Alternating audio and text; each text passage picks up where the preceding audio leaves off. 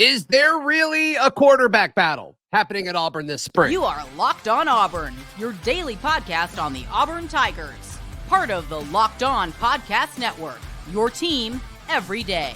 Yes, welcome on into Locked On Auburn, your daily Auburn Tigers podcast. I'm your host, Zac Blackerby, and thank you so much for making Locked On Auburn your first listen every single day. It's a Crain Kick Thursday as we're joined by Jake Crain of Crain and Company.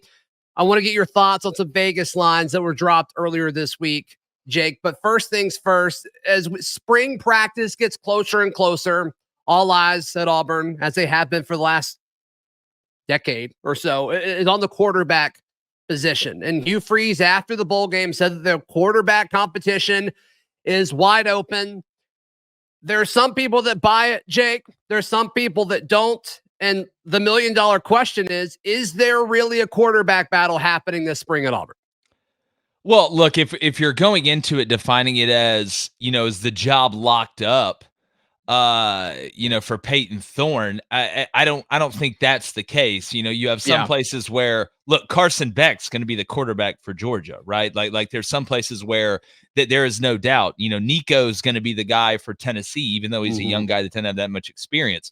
I don't think Payton Thorne is the de facto or obvious, no doubt about it, starting quarterback at Auburn, but he has the lead. He's the leader in the clubhouse.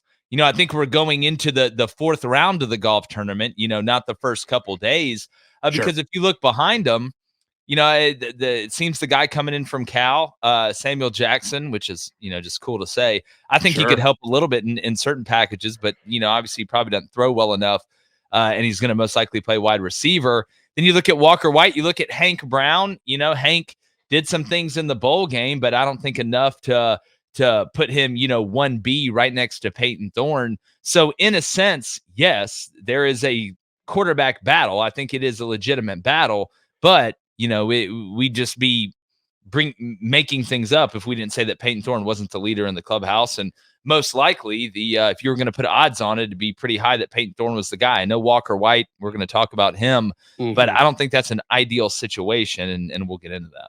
Yeah, sure. And so many people are excited. And that's the weird thing. Auburn's in this new territory again of recruiting well. And it's like you get so excited about these guys, but is it the right thing to play them right away? In most cases, probably not. And like you said, we'll touch on Walker White in a second. If you're Hugh Freeze and you're managing the quarterback reps this spring, you've got to think you want to give as many as possible to Payton Thorne if you think he's the guy, but you also want to give enough reps to these other guys to say, if you can, top Payton Thorne, or if Payton Thorne gets hurt, or the development aspect of this, the guy after Payton Thorne in 2025, which, by the way, seems to be the year internally that this staff really believes they can make the playoff, not in 24, but in 25. And to me, it's just going to be really fascinating to hear reports coming out of spring as far as what the balance of the quarterback reps looks like. Does Payton get half of them and everybody else splits the other half? Does he get a third of them and then, Hank gets a third of them and Walker gets 20% and maybe some other guys rotate that final chunk? You've got a coaching background. I mean, how do you expect this to look? Well, look, there's a fine line. It's a balancing act, on one hand, Payton Thorne does have a lot of experience. He's going to know the offense. There's going to be some things that he doesn't need to go through as much as the other guys to be able to give you a sense of what they can bring to the table. The hardest part when you're ciphering or trying to divvy up reps is the team reps, right? Because you want to see those other guys, how they play with the first group. Right? Maybe how they play with the first group offense going up against the second group defense, because if Payton Thorne just goes with the ones the whole time, you're going to get a diluted look at the other guys. So it's really the team stuff, right? But when you get into it, being able to see how guys perform when it's truly 11 on 11, when they do have to, handle the bullets flying against good competition. And then also on the other side of the coin, when they have a better side of the ball than the one they're going against. So it's not the pre-practice stuff. It's not the throwing on air. It's not working, just the install stuff. It's the live bullets. It's 7 on 7. How many reps is that 2 going to go with the first group of wide receivers, right? And that obviously keeps changing. But the hardest part has always been you only get a certain amount of reps of team in a practice. And the best practices you have typically aren't the longest ones because you're doing a really good job of getting through it and being efficient. Sure. But giving those other guys a legitimate opportunity with the right pieces around them so you can garner enough facts to say, listen, maybe this guy can help us. I mean, you go back and look at like the 49ers. I mean, Kyle Shanahan had to go to the owner and say, listen, our third string quarterback is our best quarterback.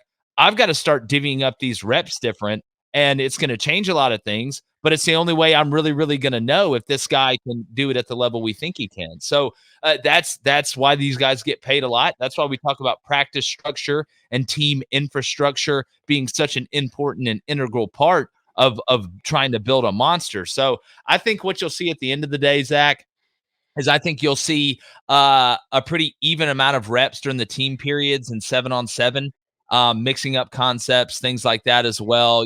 Inside run. How are guys, able to handle that at the quarterback position as well? It's going to be divvied out pretty evenly, I think. And that's where Payton Thorne's experience helps. Like there's some things with Payton Thorne you really don't need to see because he knows. Right. Do you think it's divvied out? I mean, everybody. So Payton, and I didn't mention Holden Geriner earlier. I should have. Payton, Holden Geriner, Hank Brown, and Walker White. I mean, do you think it's pretty much 25% across the board? I mean, I don't think it's going to be 20. I don't think it's going to be 25%. Here's the problem, Zach. Like with Hugh Freeze running this offense, it's a true RPO offense. You can't not be able to run at quarterback. Like does Holden? We know Payton Thorne runs well enough. I think we know Hank Brown runs decent. Walker White obviously is a guy that can run. I don't think Holden can run. So how can you sit here and justify as good as a thrower as he is? I don't think he's a good enough thrower to change your whole offensive philosophy or identity, especially when the head coach is calling the plays. You're going to give 25% of the reps to a guy that can't operate the one of the most important halves of the offense, which is the threat of the quarterback run. I don't think Holden's going to end up being at Auburn after spring. I don't. Do you think the staff is surprised that Holden's still here? Do you think there's part of them that's a little surprised that he didn't leave? Probably. I don't think that would be a shocking thing to say. I expected him to leave because again, I think there's a better chance, and I think Holden could be a good quarterback in the right system. Agreed. I think there's a better chance that Samuel Jackson plays quarterback for Auburn next year than Holden Geriner.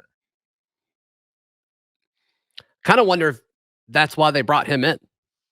Could he be the fourth guy? Could he be a role-playing wide receiver and then the fourth quarterback if he's a Swiss Army knife, I think. I think he's the guy that can do multiple things. So yeah, and you're high on him. And I'm very high on him. You're higher on him than in his hands. Yes, yeah, I think he does freaky things with the ball in his hand that, look, I'm not saying he's going to come in here and win the Heisman or, be Ben Obamanu or somebody like that. But you give this guy the ball on the jet sweep. He's always a threat to throw it. Like that's the biggest problem. He's always a threat to throw it. So when he's on the field, that defense has to, in the back of their mind, think about it. Yeah. It's like with Robbie Ashford, you line him up a wide receiver. You're like, hey man, like, dude, this dude can throw it. He can run a route. They may give him a reverse that he could possibly throw off of or a speed sweep or something. It just creates a lot of problems that the defense has to kind of, think about on top of the 30,000 foot view of what they're doing. Yeah. It'd be cool to see Sam Jackson in kind of that like Ryan Davis wide receiver role in 2017, where it's just like, all right, we're just going to throw it to you like 1 yard from the line of scrimmage over and over and over again. Well, it's look at the way, here's how I think they're going to use them. I think they're going to use them very similarly to the way that the 49ers, to use another 49ers reference, use Deebo Samuel. I think you're going to see him in a kind of a Swiss Army knife role like that. Because again, I mean, if you think about it, Auburn's got guys that could be really niche guys. I think Battie coming back is big, right? I think Samuel Jackson's a guy that maybe can return kicks too. Like there's just having those guys. It always creates a little bit of good chaos, is what I call it. Yeah. Yeah. You got the bodies. Now it's the coach's job to figure out what you want to do with them. So a lot of Auburn fans want Walker White to win the job. I get it. He's an exciting player, polarizing player. But if he were to do that, what exactly does that look like? We discuss that in just a moment, right here on Locked On Auburn. Today's show is brought to you by our friends at FanDuel. FanDuel's America's #1 sports book. You can get buckets with your first bet on FanDuel because right now new customers get $150 in bonus bets with any $5 winning bet. That's $150 if your bet wins. We've talked about it all week, and we'll talk about it later on the show. FanDuel sets Auburn's over-under of wins at 7.5. But if you think Auburn's at 8-4 or better, lock in 2024, you need to head over to FanDuel.com/lockedon right now to get in on the action. Just visit FanDuel.com/lockedon to shoot your shot. That is FanDuel, the official sports betting partner of the NBA and the Locked On Podcast Network. Jake Crain, our guest on this Thursday. America's own. Yes. What does Walker White winning the starting quarterback job look like? Because to me, to go back to what you said a few minutes ago, Payton Thorne is the favorite. And I think if it's close, whether it's between Payton Thorne and Holden Geriner, whether it's between Payton Thorne and Walker White, whether it's between Payton Thorne and Hank Brown, if it's close, I think they give the nod to Payton Thorne just because of the experience aspect. So to me, if Walker White wins the job, not only does he have to win it, I think there are other people that also have to lose it, Jake. Yeah, listen, I'll be the first to tell you, I hope Walker White comes in and wins the job because he is the next up. He is the chosen one. That'd be awesome. He is the anomaly, the CJ Stroud first year in the NFL. He's just so ready and so prepared that he comes in and takes college football by storm. Mm-hmm. But the chances of that happening are so very small. That just almost has to happen on its own. You can't hope for that. Like that can't be your let it be a go-to. Surprise almost. Yeah, like, your surprise. Yeah, your great surprise scratch off lotto ticket. Hey, we hit it big. I'm quitting my job at Dunkin' Donuts today type situation.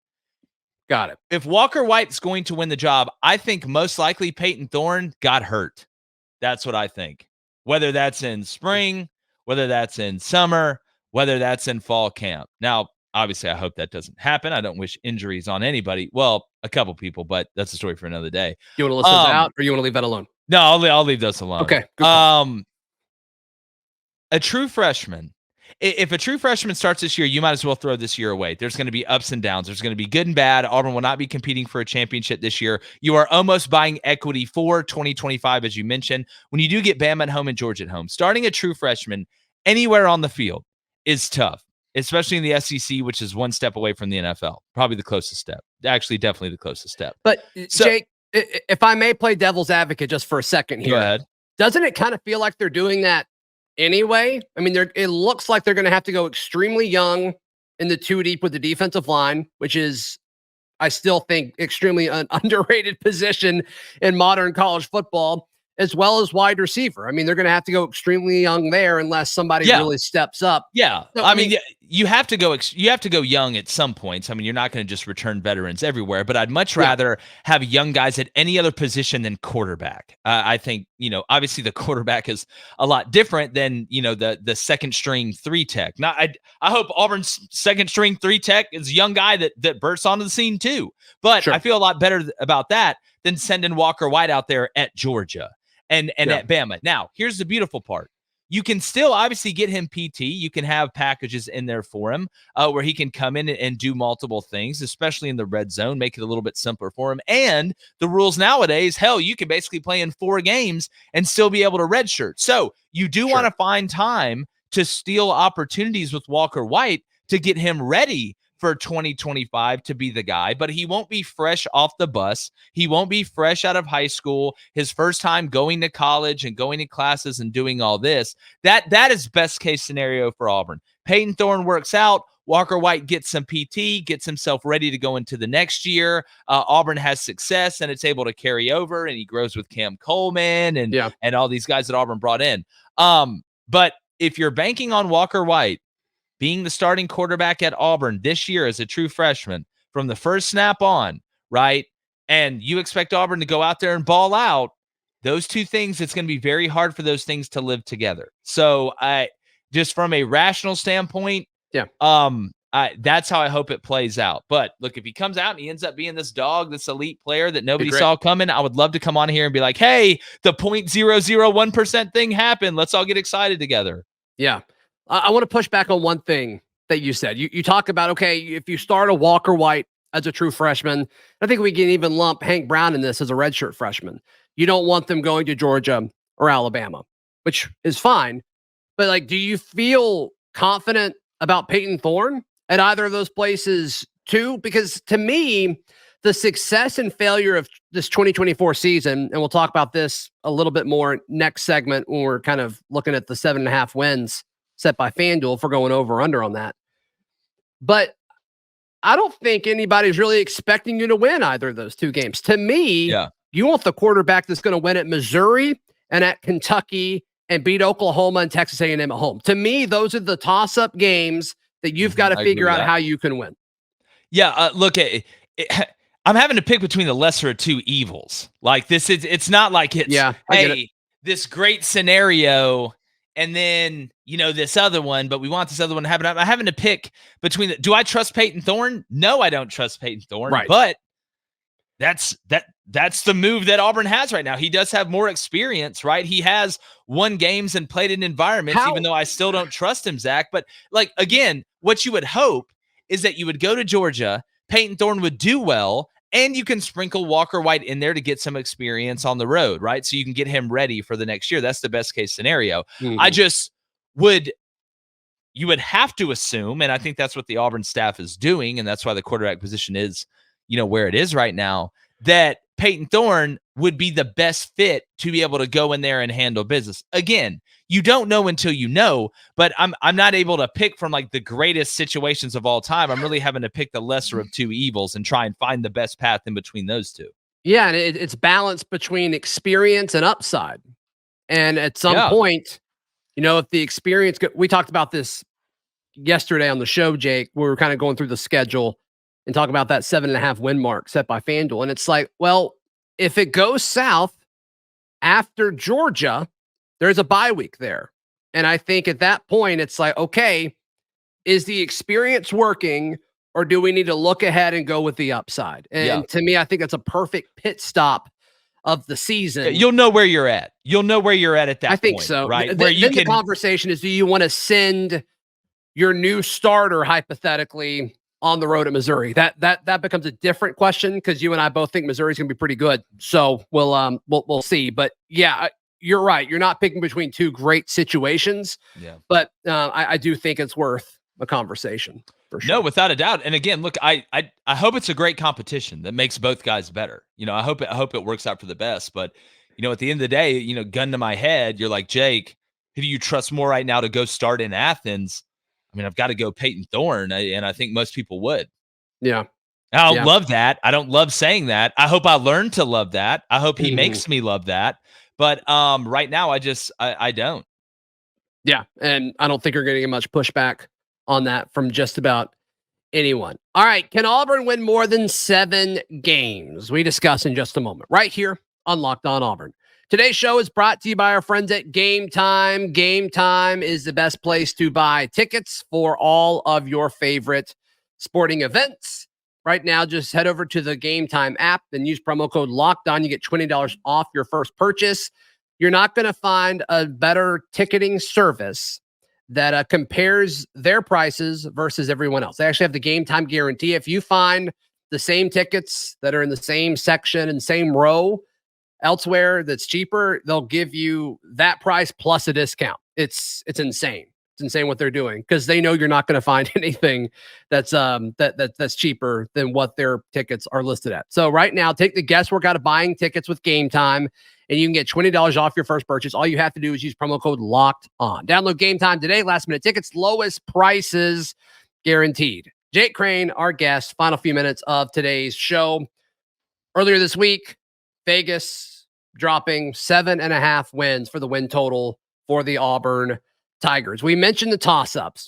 There's 3 games that I think are significantly tougher than all the other ones, and really they're tiered. Alabama and Georgia. I think Georgia's by far the toughest, and Alabama is the second toughest. At Missouri is the third toughest. I think there's a bit of a drop-off, and then you've got your toss-up games between hosting Oklahoma, hosting Texas A&M, and going to Kentucky. You got to feel good about. I think Auburn will be favored in all the other games. We'll see. They may be favored at Kentucky. We'll see. But yeah, your gut reaction when you see that 7.5 win mark. Over.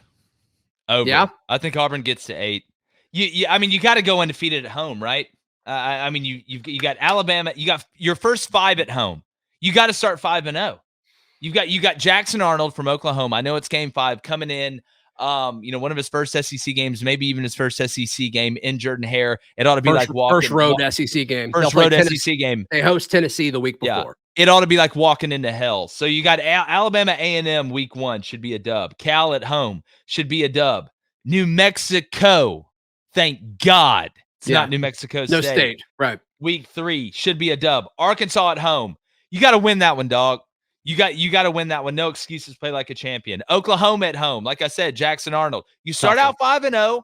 Look, we'll go to Georgia and take our medicine, man. We'll go to Georgia and take our medicine. Missouri, it's going to be tough.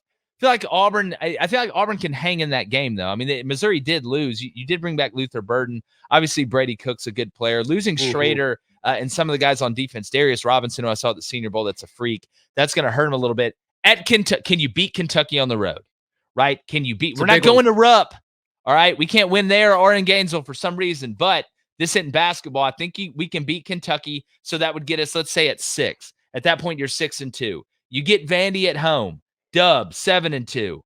ULM at home, dub, 8-2. Then you got A&M and then at Bama. I mean, I think 9-3 is really doable, man. But so you feel good about the road trip to Kentucky, and you feel good about Oklahoma at home. I do. I mean, look, I like Vandegrift. I think he's going to win the job for Kentucky, the Georgia transfer. But losing Ray Davis, I'm telling you, and that guy was different, a hell of a player, man. Yeah. I know Baron Brown, a young guy they're really excited about, but they did lose Liam Cohen again back to the NFL. Their offensive coordinator, Devin Leary's gone as well. But I think Kentucky's gettable. I think 9-3, if it can work out with Payton Thorne and Auburn can hold serve at home, it's just like basketball almost. It's a big if, though, right? I mean, you're saying that pretty cavalier, but like that's a big if. Both of those are two pretty big ifs. Yeah, well, like, again, out of all these home games, which game is Auburn not going to be favored in? If Auburn's a good team, I don't know, though. Jackson Arnold, the quarterback for Oklahoma, I mean, he's fresh off the bus. Like it's going to take some time. I'm still telling you, though, man. I mean, clearly voters love Oklahoma. They're going to be. They always love Oklahoma. Sure, they always love Oklahoma. Sometimes I think they're rating the play, but Oklahoma's going to be their first year coming in the SEC with a brand new quarterback. Like, look, man, this isn't the Oregon Trail, dog. This is your first road SEC replacing game. all 5 offensive linemen as well. Say that again. They're replacing all 5 offensive linemen as well. Yeah, that's what I'm saying. Like, look, I like Brent Venables. I think they're going to be pretty good on defense. I think that's going to be the strength of this Oklahoma team. But Auburn, again, your non-conference should be cake. I say that. I know what happened last year. It should be cake.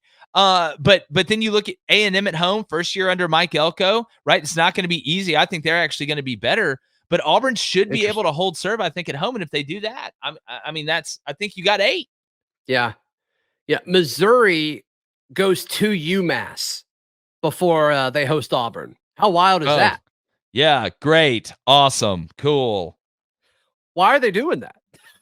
I don't know, man. They do these schedules like 30 years in advance. So just before they got good, I guess. It's like, I guess we'll go to UMass. Like, you couldn't find a home and home with somebody else? Like, yeah, what? Well, like, my thing is, like, I'm not, I feel like that's like somebody lost a bet. Somebody was like, "Hey, man, if you lose fantasy league this year, you gotta you're in control of Missouri's schedule. Y'all got to go to like UMass or something." Gosh, that would have been years ago. That was probably like when they drafted Le'Veon Bell first overall or something like that. Yeah, without a doubt. That year, without a doubt, that was. Yeah. Goodness gracious. Yeah. So you're going over.